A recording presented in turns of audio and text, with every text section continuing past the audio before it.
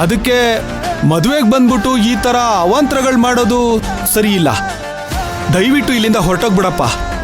ನಾವು ಮುಂದಿನ ಶಾಸ್ತ್ರ ಸಂಪ್ರದಾಯಗಳನ್ನ ಮಾಡೋಕೆ, ನೆಮ್ಮದಿಯಾಗಿ ಮಾಡೋಕೆ ಅನುವು ಮಾಡಿಕೊಡು. ಅಯ್ಯೋ ಬೀಗ್ರು ಸರ್, ನೀವು ಮದುವೆನಾದ್ರೂ ಮಾಡ್ಕೊಳ್ಳಿ, ಪ್ರಸ್ತನಾದ್ರೂ ಮಾಡ್ಕೊಳ್ಳಿ, ನಿಮಗೇನು ಬೇಕೋ ಅದನ್ನೆಲ್ಲ ಮಾಡ್ಕೊಳ್ಳಿ. ಆದ್ರೆ ಮದುವೆ ಆದ್ಮೇಲೆ ಮಾಡ್ಬೇಕಾಗಿರೋ ಎಲ್ಲಾ ಸಂಪ್ರದಾಯ ಮಾಡಕ್ಕಿಂತ ಮುಂಚೆ ಮದುವೆನೇ ಆಗದೆ ಅದೆಲ್ಲ ಆಗೋಗಿರೋ ಸಮಾಚಾರಕ್ಕೆ ಒಂದು ಶಾಸ್ತ್ರ ಅಂತ ಮಾಡೋದು ಬೇಡವಾ? ಅದನ್ನ ಈಗಲೇ ಸೇರ್ಸ್ ಮಾಡ್ಕೊಳ್ಳಿ ಅಂತ ಹೇಳಕ್ ಬಂದೆ ಅಷ್ಟೇ.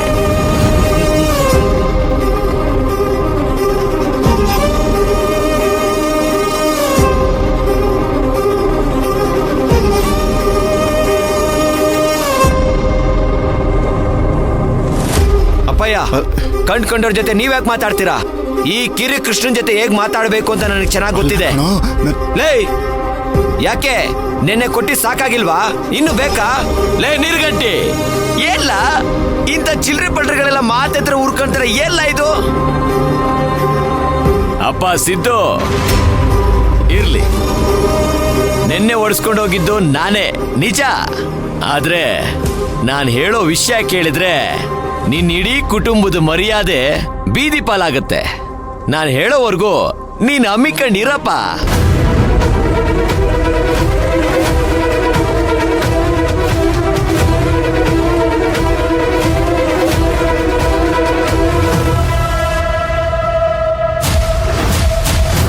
ಬೀಗ್ರೆ ಬನ್ನಿ, ನಾವು ಮುಂದಿನ ಶಾಸ್ತ್ರಗಳನ್ನು ಮಾಡ್ಕೊಳ್ಳೋಣ. ಏನೋ ಹುಚ್ಚುಚ್ಚಾಗಿ ಮಾತಾಡ್ತಿದ್ದಾನೆ. ನಿಂತ್ಕೊಳ್ಳಿ ಬೀಗ್ರೆ, ನಿಂತ್ಕೊಳ್ಳಿ. ಮುತ್ತಣ್ಮವ್ವ, ನಿಮ್ ಹಿರಿ ಮಗಳು ಮದುವೆ ಶಾಸ್ತ್ರ ನಡೆಯೋಕಿನ್ನ ಮುಂಚೆನೆ ಒಂದು ಸೀಮಂತ ಶಾಸ್ತ್ರ ನಡಿಬೇಕಾಗಿದೆ.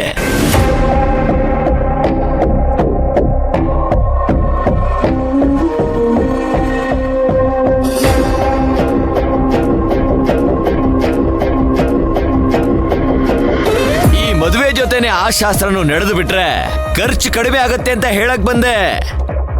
ಅರೆ ಯಾಕೆ ಯಾಕೆ ಎಲ್ರು ಗಾಬರಿ ಆಗ್ತಾ ಇದ್ದೀರಾ? ಏನಪ್ಪ, ಈಗಷ್ಟೇ ಮದುವೆ ಆಗಿದೆ, ಆಗ್ಲೇ ಸೀಮಂತ ಅಂತ ಹೇಳ್ತಾ ಇದ್ದಾನೆ ಅಂತ ತಲೆ ಕೆಡ್ತಾ ಇದೀಯಾ? ಅಯ್ಯೋ, ಯಾರು ತಲೆ ಕೆಡ್ಸ್ಕೊಳಕ್ ಹೋಗ್ಬೇಡಿ. ನಾನೇ ಎಲ್ಲಾನು ಬಿಡ್ಸಿ ಬಿಡ್ಸಿ ಬಿಡ್ಸಿ ನೀಟಾಗಿ ಹೇಳ್ತೀನಿ. ಸೀಮಂತ ನಡಿಬೇಕಾಗಿರೋದು ನಿಮ್ಮ ಹಿರೇ ಮಗಳು ರಾಧಾದಲ್ಲ, ನಿಮ್ಮ ಮನೇಲಿರೋ ಒಂದು ಹುಡುಗಿದು.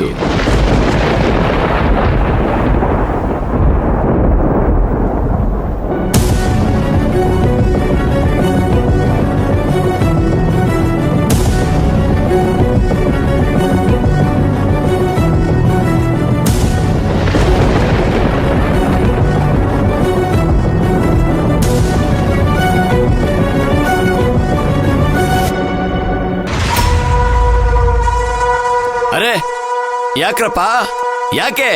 ಅಯ್ಯೋ, ಎಲ್ರು ಗರ ಬಡ್ದಿರೋ ತರ ನಿಂತ್ಕೊಂಡಿದ್ದೀರಲ್ಲ. ಯೋ ಮುತ್ತಣ್ಮವ್ವ, ರೀ ಅರ್ಚಕ್ರೆ, ಬೇಗ ಬೇಗ ಸೀಮಂತದ ಕಾರ್ಯ ಶುರು ಮಾಡ್ರನಪ್ಪ. ವಾಲ್ಗ ಗಿಲ್ಗ ಊದ್ರಿ, ಶುರು ಹಚ್ಕೊಡಿ. Ready ready. ಏಯ್, ಏನಪ್ಪ ನಿನ್ ತಕರಾರು? ಯಾಕಪ್ಪ ಹಿಂಗ ಆಡ್ತಾ ಇದೀಯಾ? ನಮ್ಮ ಪಾಡಿಗೆ ಬಿಟ್ಬಿಡು.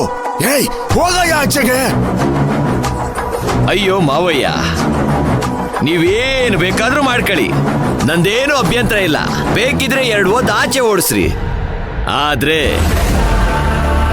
ನಾನು ಹೇಳೋ ವಿಷಯನ ಪೂರ್ತಿಯಾಗಿ ಕೇಳಿಸ್ಕೊಳ್ಳಿ. ಆಮೇಲೆ ಧಾರಾಳವಾಗಿ ಏನ್ ಮಾಡ್ತಿರೋ ಮಾಡ್ಕೊಳ್ಳಿ, ಆಯ್ತಾ?